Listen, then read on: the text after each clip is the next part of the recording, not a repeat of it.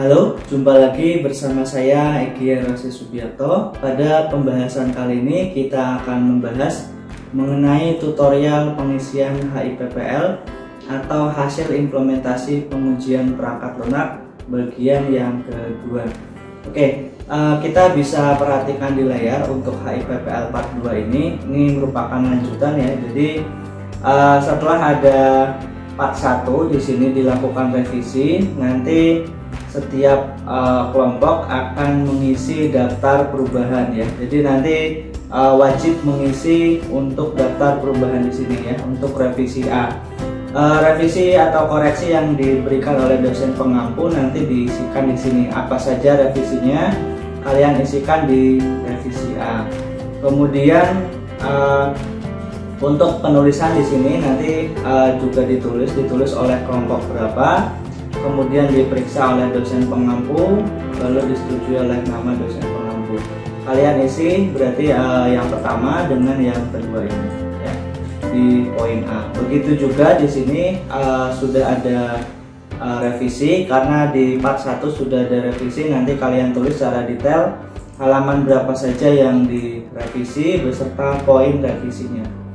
Oke, nah selanjutnya untuk part 2 ini akan mengisi dari poin 3 sampai dengan poin lampiran. Bahkan kita nanti bisa menambahkan untuk kontribusi ya. Kita tulis dulu di sini kontribusi anggota kelompok. Nanti ditambahkan sendiri ya untuk kontribusi anggota kelompok. Jadi part 2 ini akan membahas dari poin 3 sampai dengan lampiran dan seterusnya sampai kontribusi anggota kelompoknya. Sebelum kita membahas lebih jauh mengenai part 2 ini, kita akan saksikan dulu yang mau lewat berikut ini. Jangan lupa untuk like, subscribe, dan nyalakan notifikasi loncengnya agar tidak ketinggalan video terbaru dari saya. Terima kasih. Oke, baik, kita perhatikan bagaimana cara pengisian untuk part 2 ini. Kita mulai dari poin ketiga, pengujian. Bisa diperhatikan di layar. Jadi setelah ada revisi atau koreksi dari dosen pengampu, nanti untuk pengujian ini, jadi sebelumnya ini ada revisi, nanti direvisi dulu, kemudian kita baru isi yang ketiga ya. Ini jadi setelah diisi nanti baru ada revisi. Ini untuk yang ketiga. 31 ini diisi dengan lingkungan pengujian perangkat lunak ya. Di sini nanti bisa diisi dengan perangkat lunak apa yang digunakan, kemudian perangkat keras, dan dari sisi persiapan organisasi. Nah, di sini ada contohnya untuk poin 3.1 ya. Kita bisa isi. Nah, di sini perangkat lunaknya, jadi perangkat lunak apa saja yang diperlukan. Kemudian ada perangkat keras pengujian, dan ini disebutkan ya spesifikasinya apa saja. Lalu ada yang 3.13 ini ada material pengujian. Nah, ini bisa diisi ya. Bisa diisi di sini. Perangkat keras, kemudian ada material pengujian. Nah, di sini diisi bisa berupa manual testing, listing program, atau media yang berisi perangkat lunak. Nah, kalau contoh di sini ini ada ditampilkan untuk untuk user interface-nya. Ini ditampilkan, bisa ditampilkan seperti ini user interface-nya. Lalu ada isian mengenai sumber daya manusia. Nah, ini nanti kalian bisa sebutkan dengan tingkat keahlian. Nah, kalau kelompok kalian misalkan 5 orang ya, diisi saja misalkan 2 orang menguji dari hasil statistik, kemudian 3 penguji dari calon pengguna. Ini hanya contoh ya. Misalkan di sini ada calon isian sumber daya manusianya, di sini dibutuhkan 5 orang. Kalian sebutkan ya. Ini contoh yang kurang pas. Di sini nanti kalian sebutkan siapa saja nama anggota kelompoknya dan perannya dalam pengujian ini. Lalu ada prosedur umum pengujian. Nah, ini diisi dengan pengenalan dan latihan. Nah, di sini kalian isi. Di sini sudah ada penjelasannya sebenarnya di template. Kalian isi sesuai dengan instruksi yang ada di sini ya. Kalian isi nanti, jangan takut salah. Ketika sudah diisi nanti akan ada revisi ya. Nanti catatan revisinya di part yang kedua. Persiapan awal juga ini kalian baca untuk step by stepnya. Bagian ini akan menjadi beberapa subbab. Jadi ada lingkungan dari sisi perangkat lunak dan perangkat keras maupun persiapan organisasi. Nah nanti kurang lebih seperti ini. Ada pelaksanaan, dan yang paling penting dalam HIPPL adalah, nah ini sudah ada contohnya ya untuk persiapan perangkat keras, perangkat lunak, pelaksanaan. Nah yang paling penting adalah untuk pelaporan hasil. Nanti kalian akan buat dalam bentuk tabel ya. Di sini ada contohnya pelaporan hasil. Nah ini sangat penting, bisa diperhatikan di sini. Kalian bisa sesuaikan dengan tes 01.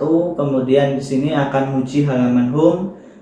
Kemudian pengujian ini menggunakan black box tentu saja. Jadwalnya kalian sesuaikan dengan jadwal kalian menguji. Kemudian ada pengujinya di sini karena kelompok 5 orang, maka nanti disesuaikan ya. Ada 5 orang dibagi ya. Jangan sampai pembagiannya terlalu ada gap. Jadi dibagi semaksimal mungkin, seimbang ya, serata. Jadi rata. Jadi tidak ada satu yang banyak, satu sedikit, jadi harus sama, seimbang.